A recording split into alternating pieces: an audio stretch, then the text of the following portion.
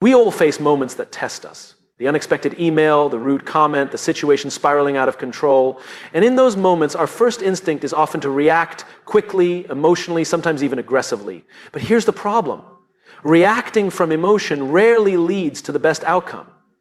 The greatest leaders, the most composed individuals, don't just have talent or intelligence, they have control over their state of mind. They train their minds to be calm in every situation. When chaos surrounds us, when uncertainty clouds our judgment, and when emotions threaten to take control, one truth remains: clarity comes from calm. It is in stillness, not in panic, that we find the right answers. Yet most of us have been conditioned to believe that action, any action, is better than pausing. We mistake movement for progress, reaction for leadership, and urgency for efficiency. But true clarity, the kind that leads to wise decisions, meaningful actions, and long-term success, can only emerge when our minds are steady. Imagine a stormy ocean.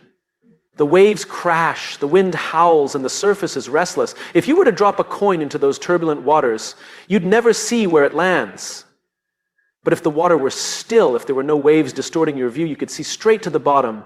This is exactly how our minds work. When we are consumed by stress, anger, or anxiety, our ability to see things clearly is distorted. Our emotions act like crashing waves, preventing us from understanding situations objectively. But when we cultivate calmness, the mental waters settle, and suddenly everything becomes clearer. Clarity is not about knowing everything or having all the answers in the moment. It's about creating the right conditions to make the best decision possible. When we are calm, we allow logic and reason to work alongside intuition. We don't rush into action blindly, nor do we let fear dictate our choices. Instead, we take a step back, assess the situation, and respond in a way that aligns with our values and long-term goals. Think about the times in your life when you've made decisions in a state of frustration or panic. Maybe it was an argument where you said something you later regretted. Maybe it was a business decision made in haste, only to realize later that a better opportunity was just around the corner. In moments of high emotion, our ability to process information is compromised. We focus on short-term relief instead of long-term outcomes. But when we train ourselves to remain calm, we create space between stimulus and response. Space that allows us to think, to reflect, and to choose wisely. Calmness also has a profound effect on the people around us. In any situation, the person who remains steady has the greatest influence. Think of a crisis scenario, a plane experiencing turbulence, a company going through financial difficulty, or a family facing unexpected hardship. In those moments, people don't look to the loudest person in the room, they look to the calmest. Because calmness signals confidence. It signals control. It reassures others that everything will be okay, even when uncertainty is high. But how do we cultivate this kind of inner stillness? It starts with awareness. Noticing when emotions are taking over and choosing not to react immediately. It requires us to breathe, to pause, to assess. It means challenging our impulses and replacing automatic reactions with intentional responses. And it also involves training ourselves daily through meditation, mindfulness, deep breathing, or even simply practicing patience in small moments, like when we're stuck in traffic or dealing with a difficult person. The more we practice, the more natural it becomes. Over time, calmness turns into our default setting, and with it, clarity follows. We begin to see through the noise. We focus on what truly matters. We no longer get caught up in unnecessary battles or fleeting emotions. Instead, we navigate life with a sense of certainty, making decisions that align with our highest purpose. In a world that constantly demands urgency, staying calm is a competitive advantage. It allows us to think more clearly, act more wisely, and lead with confidence. The next time life throws a challenge your way, ask yourself, am I reacting from emotion, or am I creating clarity through calm? Because the strongest, most successful people aren't those who rush into action. They are the ones who pause, who breathe, who center themselves, knowing that clarity always comes from calm. In every challenging situation, the way we respond defines the outcome. Yet most of us are conditioned to react instantly, to defend ourselves when criticized, to retaliate when provoked, to make quick decisions under pressure. But reacting impulsively often leads to regret. It clouds our judgment, escalates conflicts, and makes us act in ways that do not align with our values. The key to making better choices, maintaining our composure, and strengthening our relationships lies in one simple habit: pausing before we react. The pause is powerful. It creates a gap between what happens to us and how we choose to respond. In that small space, we regain control. We move from reacting out of habit to responding with intention, and that single shift can change everything. Think about a time when you were frustrated. Maybe someone made a rude comment or you received an unexpected email that angered you.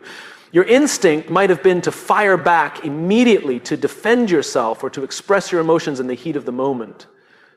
But how often does reacting this way actually improve the situation? More often than not, it escalates tensions, creates misunderstandings, and makes the problem worse. Now imagine if instead you had paused. If you had taken a deep breath, stepped back, and given yourself a few moments to think, how different could that interaction have been?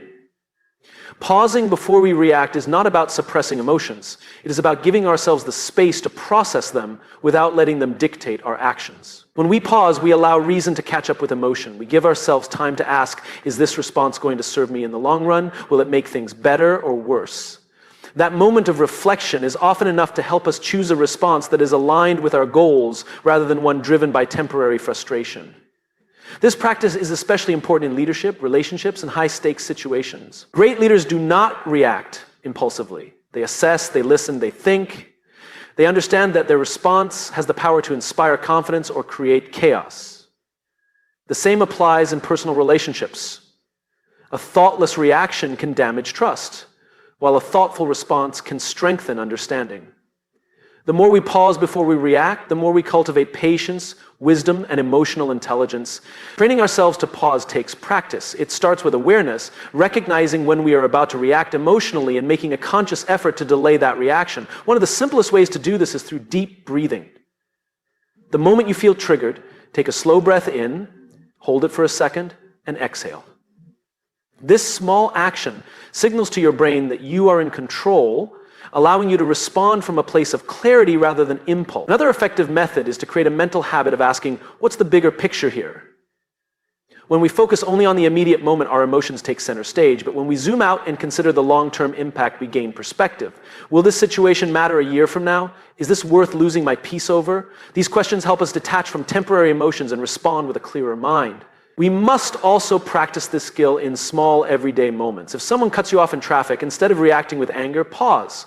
If a colleague is being difficult, instead of snapping, take a breath. If you receive criticism, instead of getting defensive, take a moment to process it. Every time we choose to pause, we strengthen our ability to remain calm under pressure. Over time, this practice transforms us. We become less reactive and more intentional. We no longer allow external situations to dictate our internal state. We develop the kind of presence that commands respect, builds trust, and fosters deeper connections. In a world that constantly demands quick responses, the ability to pause before reacting is a rare and powerful skill. It gives us control over our emotions, our choices, and ultimately our lives. Emotions are a fundamental part of being human. They provide us with valuable information about how we experience the world. However, many people let their emotions dictate their actions without question. They feel angry, so they lash out. They feel anxious, so they avoid. They feel hurt, so they withdraw. But emotions, as powerful as they are not instructions. They are data. They tell us something about our internal state, but they do not have to control our decisions. Understanding this concept changes everything. When we see emotions as data, we create space between what we feel and what we do. Instead of reacting impulsively, we can assess and decide how to respond in a way that aligns with our values and long-term goals. Imagine your emotions as notifications on your phone. When you receive a message, you don't automatically assume it's an emergency. You read it, interpret its importance, and then decide whether or not to act. Emotions work the same way. They alert us to something happening internally, but they do not always require immediate action.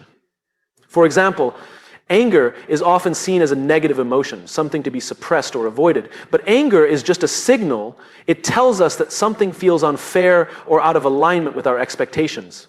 Instead of immediately reacting with aggression, we can pause and ask, what is this anger trying to tell me? Is there something I need to address, or is this just a momentary frustration? That shift in perspective allows us to use our emotions constructively rather than letting them control us. The same applies to fear. Fear is an essential emotion that has helped humans survive for thousands of years. It warns us of danger and helps us stay cautious, but in modern life, fear often shows up when we face uncertainty, new challenges, or personal growth. If we take fear as a directive, we might avoid opportunities that could lead to progress. Instead of running from fear, we should analyze it. Is this fear protecting me from real harm, or is it just discomfort from stepping outside my comfort zone? When we treat fear as data rather than a command, we can differentiate between true danger and self-imposed limitations. Sadness, too, has its role. It tells us that something we care about has been lost or changed. Instead of drowning in sadness or avoiding it altogether, we can use it to understand what truly matters to us. If losing a job, for example, causes deep sadness, that could indicate that our sense of purpose was tied to that role. That realization then becomes an opportunity for self-discovery and realignment. One of the most effective ways to apply this mindset is to develop emotional awareness. When an emotion arises, instead of immediately acting on it, take a moment to name it. Simply identifying what you are feeling, whether it's frustration, disappointment, excitement, or anxiety, reduces its intensity. This practice helps us observe emotions without being overwhelmed by them. Another key strategy is reframing. When an emotion surfaces, instead of seeing it as a command, ask yourself, what is this emotion trying to tell me? If stress arises before an important presentation, instead of thinking, I'm too nervous, I can't do this, reframe it as, my body is preparing me to perform well. This means I care about the outcome. That shift in interpretation turns anxiety into motivation. Emotional mastery does not mean ignoring feelings or pretending they don't exist. It means recognizing that while emotions provide important insights, they do not dictate our actions. We have the power to choose how we respond. The more we practice this, the more control we gain over our lives. Instead of being led by impulse, we act with intention. Instead of letting emotions steer us in directions we later regret, we use them as tools for growth. In the end, emotions are not the enemy, they are guides. But like any guide, they must be interpreted wisely. When we stop seeing emotions as directives and start treating them as data, we gain the clarity, strength, and wisdom to navigate life's challenges with confidence and purpose. The world around us is unpredictable. People will be rude, circumstances will shift, challenges will arise without warning. Yet despite all of this, we have a choice: to be controlled by our environment or to control how we respond to it. Far too often we allow external factors, stressful situations, difficult people, unexpected setbacks to dictate our emotions, our mindset, and ultimately our actions. But true strength comes from within, not from the conditions around us. When we understand that our environment doesn't control us, we gain the power to stay calm, focused, and in command of our own lives. Many people believe that their happiness, success, or sense of peace is dependent on things going their way. They tell themselves, I'll be happy when my job is less stressful, or I'll feel calm when people stop irritating me. But if we attach our emotional state to the external world, we are giving away our power. Because the truth is, the world will never be perfectly aligned with our expectation. There will always be obstacles, difficult people, and unpredictable events. If we wait for circumstances to change before we allow ourselves to feel at peace, we will be waiting forever. Instead, we must realize that our internal state is something we control. No one else has the power to make us feel a certain way unless we allow them to. A rude comment only affects us if we give it meaning. A stressful situation only overwhelms us if we let it. A setback only defines us if we decide it does. The power to remain steady and composed exists within us. It's just a matter of strengthening that mindset. Think of two people stuck in the same traffic jam. One person is furious, honking their horn, gripping the steering wheel in frustration, letting the delay ruin their entire day. The other person is calm, listening to music, using the extra time to reflect or think. The traffic is the same for both people. The only difference is their mindset. One has allowed the environment to control their emotions, while the other has chosen to remain in control. The same principle applies in every area of life. In the workplace, some people crumble under pressure while others thrive. In relationships, some let small disagreements turn into major conflicts while others approach them with patience and understanding. In personal growth, some people let failures define them while others see them as learning experiences. The difference is not in the environment, it's in how they choose to interpret and respond to it. So how do we develop this mindset? First, we must take responsibility for our emotions. Instead of saying, this situation is making me angry, shift the perspective to, I am feeling anger because of how I am interpreting this situation. That small shift in language is powerful because it reminds us that we are in control of our reactions. Second, practice emotional detachment. This doesn't mean suppressing emotions, but rather observing them without letting them take over. When something frustrating happens, take a deep breath and ask, is this worth giving my energy to? Will this matter a week from now? Most of the time, the answer is no. By creating this space between stimulus and response, we give ourselves the chance to choose calm over chaos. Third, develop internal stability through habits like mindfulness, deep breathing, and mental reframing. When we regularly train our minds to stay grounded, we become less reactive to external factors. We stop allowing the environment to dictate our inner world.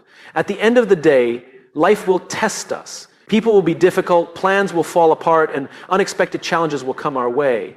But the strongest people, the ones who lead, who inspire, who truly thrive, are those who refuse to let their environment control them. They remain steady in the storm, calm under pressure, and focused on what truly matters. And when we embrace this mindset, we step into our full power, no longer at the mercy of the world, but fully in control of our own destiny. Resilience is not something we are born with. It is something we build. Just like a muscle, it strengthens through repetition. Every challenge we face, every setback we overcome, and every difficult moment we endure adds another layer to our ability to handle life's uncertainties.